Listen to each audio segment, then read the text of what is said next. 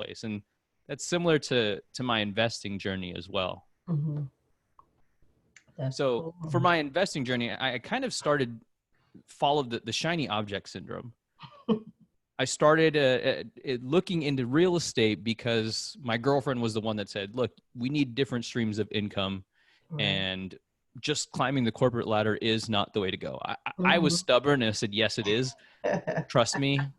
But she was even more stubborn. Oh, And wow. eventually I conceded and said, all right, let me do my research. Well, thank goodness for her, huh? Exactly. If it wasn't for her, we wouldn't be talking. That's right. That's So she right. was right. And Yeah. I started looking into it, and I got into Bigger Pockets. And Bigger Pockets is a great community, and the Yeah. podcast is great too.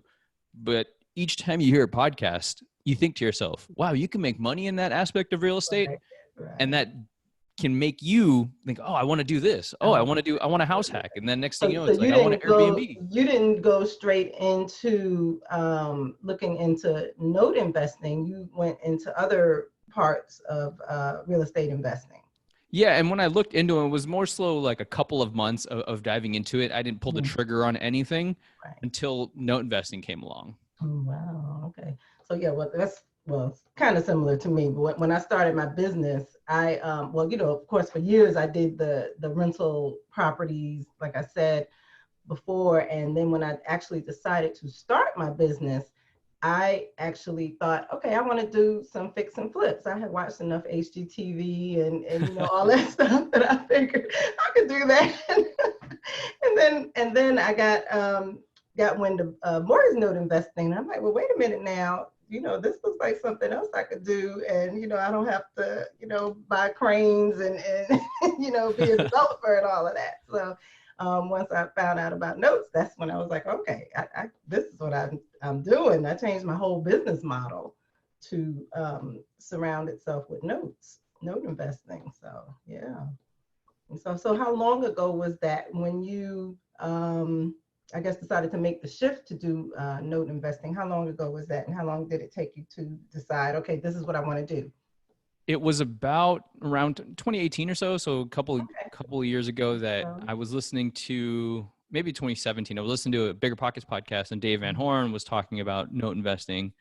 And I listened, as soon as I finished that, I played it back. Mm-hmm. I was thinking, wait, you can be an investor without owning anything. You can be an investor without swinging a hammer. And it blew my mind. And then I love the aspect of being able to help people with note investing. Because let's face it, in the US, as we're recording this in July 2020, things can happen. And most people aren't ready to handle that type of you lost your job and have enough reserve to pay for the mortgage until the next job comes. And I want to be in that position to do that. And note investing was a fantastic way to position myself to be able to do that. Right. So did you, are you an LLC? Are you a corporation? How did you structure your business to be able to go into notes, or did you even start your business to actually go into notes, or did you just start like in your retirement account, or, how did you do that? Yeah. So the first 3 notes I did were in my self-directed IRA. And I learned the hard way that a 401k isn't really your money. There's a lot of chutes and ladders when it comes to accessing that money. If you leave that job, which I experienced, because I had this idea, I'm going to use my 401k as a down payment for a house hack. And then the company, the custodian said, you can't do that because you no longer work for the company A. And I was shocked. I was like, what do you mean I can't use my own money? Like, it made no sense to me. And I learned about self-directed IRAs through a meetup here in Tampa. So, all right, let me explore this. And it took the self-directed IRA company to educate me on how I can get my money out of the 401k company. The 401k custodian had no idea what I was talking about when I said, hey, self-directed IRA. I said, we have IRAs at our place too. I said, no. Well, can I invest in things outside of stocks? And he's not really. So, so they don't really have a traditional self-directed IRA. So I rolled it over, networked with some people, and then I originated 3 notes in that. And I've been happy. The borrowers paid me. It's this year it's interest-only payments, and I was excited. Very good. So long term, what are you looking to do with your company in regards to notes? Yeah. What I love about the note investing space is it's not as it's a little esoteric. And what I mean by that, it's not as intuitive as flipping houses or an apartment complex. Not to say that those are easy. It's just you see somebody doing it, you think to yourself visually, oh, that makes sense. I can swing a hammer and make something ugly and turn it pretty and then sell it for more.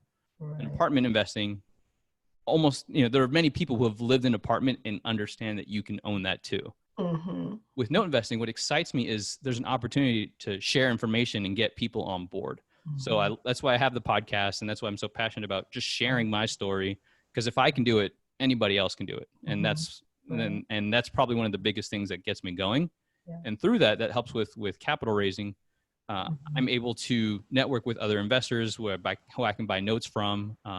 Right now, performing notes for me is what I'm primarily focusing on, and the way I've structured at least one that I've done recently is almost like an equity deal where the investor, financial friend, whatever you want to call it, they fund the deal and I get a small portion of the principal and interest for doing all the work, the initial due diligence, talking with the servicer, and making sure that everything is as passive as it can be for that investor. Right. There's so much conflicting information. Well, I won't say so much, but I've heard different investors speak differently in regards to when you're partnering with another passive investor, that's essentially your private lender, and whether or not they need to be involved, in some kind of a way, whether they have to have some kind of a role. So, I'll have to do a little more research and things in that. But yeah, so. And my advice for that is to go directly to an attorney. And not to discount investors who have been doing it forever, but the investor who you're talking to wouldn't be the person to defend you in the court of law. Absolutely. So having an attorney to tell you, hey, this is how you should structure it is golden. Because if that other partner, something goes wrong and they come after you, that attorney is the one that set it up for you, and they have the best skill set to defend you, ideally. Absolutely. So when you looked into note investing, did you take any kind of formal training or I guess training courses, workshops, things like that? Or did you just kind of self-learn? Are you self-taught? Did you work with mentors, things like that? I've done all of the above. So I haven't had formal specific training for note investing. Always thought about it. I've read some books. I do have a mentor who has done notes and is focused on, he's done non-performing notes. He knows a lot about real estate, and I'm part of that mentorship. And when I have a real estate question, I go to him. I've read some books, but I've found that eventually pulling the trigger is how I've learned the most. There's just little nuances that books aren't really telling you. And I totally understand you can't cover every single note that comes across your desk. So eventually it's a matter of believing enough in yourself and putting the right resources in place, such as a mentor, because if you run into a oh crap moment, you have somebody that you trust and can rely on to say, hey, what should I do next? Right. Yeah, absolutely. So, and you said you're using your retirement account to currently invest in notes. Are you doing just first or seconds, both, performing, non-performing, a little bit of everything? Yeah, so the 3 notes that I have are performing notes. 2 of them are second position. The properties have like 10 times the amount of equity than what I invested in. So I was super happy. I was like, all right, well, if you don't want to pay your mortgage, I'm not going to say no, because I can't. That equity would be nice to have, or that property I can take, but I'm okay with it, right? I wanted to be a lender, so I don't have to deal with those headaches of being a landlord. And then the other one, I got creative, and we originated a note with the collateral being 2 work trucks. So it was a business loan to an investor friend of mine. He said he needed some capital for his business. I said, sure, but I don't want to do a unsecured loan. It just didn't sit right with me. It's not my investor identity. So we got creative and said, what can we do some collateral on? So 2 trucks was was fine. I ran it by my custodian. They said, sure. And you can kind of collateralize almost anything, really. And that's what was really cool about it. And there's the caveat there was for the trucks, for example, if the borrower was to stop paying, I couldn't physically go and drive those trucks anywhere. I couldn't store it at my place of property. It would have to be done through a third party. The but same that way you would was have to do with properties. yeah, exactly. Same thing with the property. I couldn't take it back and go live in it, right? That's not, you just couldn't do that. And then I would like to definitely use my self-directed IRA funds to invest in non-performing as well. I'm not opposed to that. Outside of that, the other capital is coming from investors I'm networking with. I have friends now that are in college that have, or excuse me, not in college, but I was going to say that's that really good. Rather. who have good jobs now, and they're starting to get more financially savvy. They're increasing their financial literacy, and they're seeing the light, if you will, that just investing in a 401k isn't necessarily the best path for growing wealth. And that's where the podcast comes in. I'm always happy to answer questions, talk to people, and just chat. That's the kind of person I am. I'm more of an abundant mentality. So if I have something that I can help you with or share information, I will definitely share it. I have no qualms about it. Absolutely. So with your performing notes, and I always like to ask the investors that I've interviewed so far this question, since we're in the midst still of this coronavirus, how have you been finding, have your notes, your performing notes, have they still been performing? Have you had any of your borrowers have to have a forbearance or modify their loan or anything like that? Yeah, so the performing note that I have with a financial friend, we bought it because the story around it was I bought it from an investor, and the investor originally had a contract for deed with an existing borrower. That borrower left the state, so the contract became null and void. As the investor was cleaning out the property, the neighbor, who was the new borrower, who's my borrower, the neighbor saw that there was something was happening. So he said, hey, look, I would love to live in here because my rental situation was crap. Oh, wow. And he was paying $600 a month in rent, and the rent actually wasn't going to the mortgage. The landlord was using it for illegal stuff. We'll just put it that way. What let your mind wander there, and wasn't paying the mortgage. So he was basically forced out of his existing living situation. And the investor was able to originate a note where the borrower was paying half of what they were paying in rent. Oh, wow. And they were ecstatic. They moved in and they started renovating. And the amount that they were paying went from $600 to $300.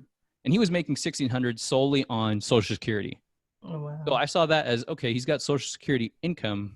That made me feel a bit safer knowing what's happening. And it's very possible the government could be, you know what, we're done with Social Security, or we ran out of money or whatever. But I didn't see that happening within the time of the note.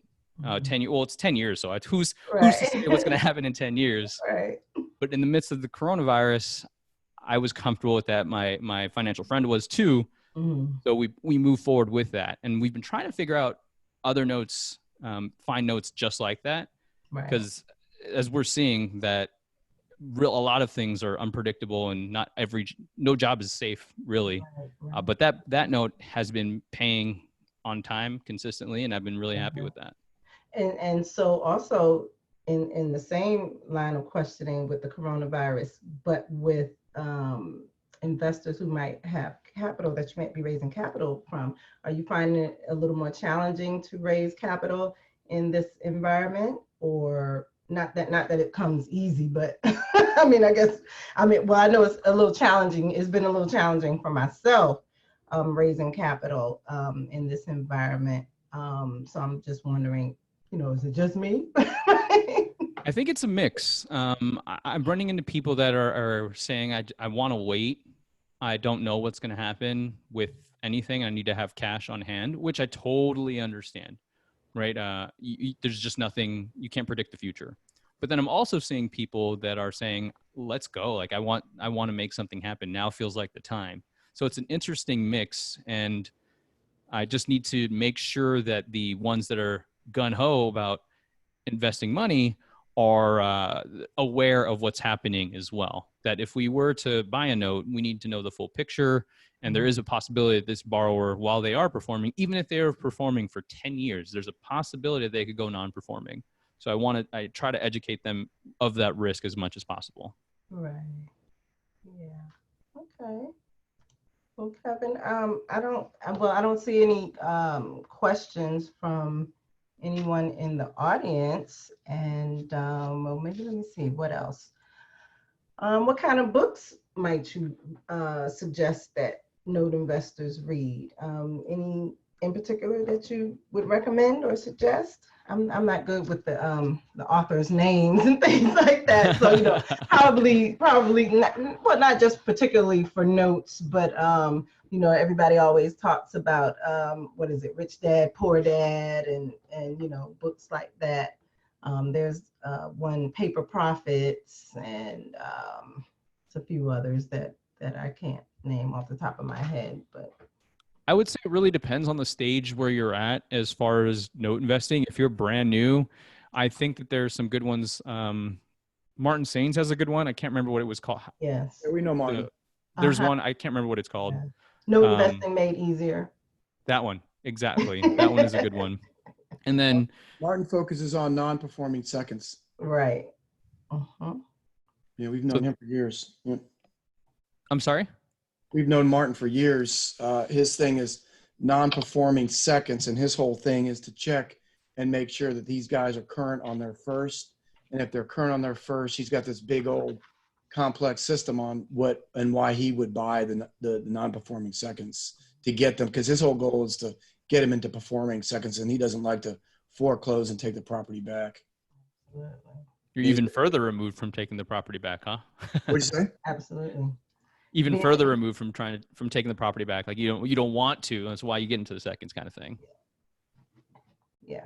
And being in seconds, yes, you have to make sure that there's enough equity covered, in the first position, and a whole lot of different things that you have to focus on, like the borrower, their credit, whether they're in bankruptcy, all those types of things. So. There was a one book that I would recommend that's not necessarily an investing book, but How to Win Friends and Influence People is helped me raise capital. Yeah.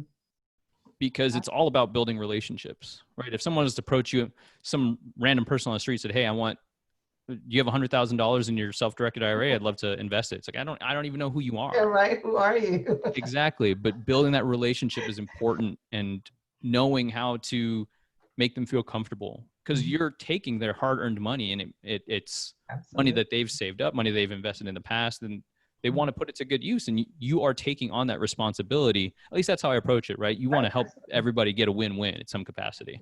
And so when you're doing that, what are some of the things that you can tell your investors to ensure that you are keeping their capital safe? Yeah, I talk to them about the ITV, LTV, those things, and making sure like, hey, look, we're buying something where there's a bunch of equity, showing them the BPOs or whatever I can get in terms of that, and saying, look, I run them through, if things go wrong, we have this much equity, or we have the properties valued at this price. This is the team that we have in place, and making sure that I clearly communicate what could happen and what's happening now. And like, for example, hey, the borrower's paying on time, we're good. The servicer is taking a little while to board. Let me get back to you. All right, let me get back in touch. So clear communication with the financial friend as much as I can. Absolutely. So now, are you raising capital per deal, or are you looking to flip some of your notes? What do you mean by flip some of my notes? Like, for example, for us, I have a hard money company, and so we're originating notes all the time in DC, Virginia. We've got a couple of a 506B fund and a 506C fund out there. And so one of the things that we're looking to do is, because the hard money business is short-term per nature. Sure. The reason why I'm interested in this is because we're looking to buy longer performing notes and just sock them away into our longer term portfolio. And so for us, raising capital is simple because we've been out there for a long time on the hard money side. And you're right, you just got to promise a certain rate of return to folks. And so we've been very successful with that on our hard money side. And so I'm very intrigued to hear from you different guys on how you find your notes, because as you know as well as I do, the hardest part in the note business is finding the notes. Name of the game. So as far as finding notes, I'm always letting investors know, hey, do you have anything for sale? I'd love to look at it. I take peeks at PaperStack. Notes Direct is one of them. Also, different brokers, and just saying, hey, or looking at them if the numbers make sense, and I try and take a deeper dive. Right now, being focused in Tennessee, I've got a list of lenders and banks that my virtual assistant has aggregated for me. And I'm going down the list of doing research. Is this a good bank to potentially call? Ultimately, I want to be that resource. Like, oh, we have something. Let's reach out to Kevin to either sell it, or does he know somebody that will buy this tape of notes, kind of thing. Right. So I'm assuming you're dealing with the smaller community banks, right? Exactly. Yeah. And figuring out who those smaller community banks are Right. is where I'm at too. Yep, that's a good strategy. And so there's also, networking with a lot of the other note investors in the space. Many of them have notes that they're selling. I know Dave Poots is one. I think Chris Seveny has some that he sells. There are a lot of note investors, private note investors, hedge funds. I've reached out to a lot of people on LinkedIn, which was one of the reasons that I started to go into raising capital, because now, they say, okay, well, sourcing the notes is the most important thing, and that's great. But now I have all these access to all these notes, but I don't have any capital for all of them. It's an interesting balance, right? Like, you got to be able to balance that. I'm like, okay, well, let me go source some notes now. Source some notes, so I don't have any money now. so yeah, there's no shortage of notes out there, but then also you have to look at what your criteria is for what it is that you want to buy. Like you said, you're limiting yourself to a particular area or non-judicial states, or now you have to worry about the states that have licensing requirements. So if you don't have a license, right. Ohio, Georgia, some of these other states now that are bringing on licensing, or you even just have to consider getting a license. So that's one thing that I've actually tried to toy around with is finding seller financing notes through Facebook and sending Facebook ads to use marketing to draw those people in. I haven't had much success yet, but I haven't been doing it for so long either. But it was something that was like, oh, I don't see anybody doing this, so maybe I could give it a try. So that's another way to potentially find notes, because seller financing notes are definitely out there. Yeah. Oh yeah. Absolutely. Well, Charlie, if you don't have any more questions or comments, thank you. I'm gonna thank Kevin for being my guest. I appreciate you taking the time out to talk with us. Of course. Thanks for having me. And I've got Kevin's information up there on the screen. And feel free, this is being recorded, so you can come back and look at it, and reach out to Kevin, and then let's switch to my information.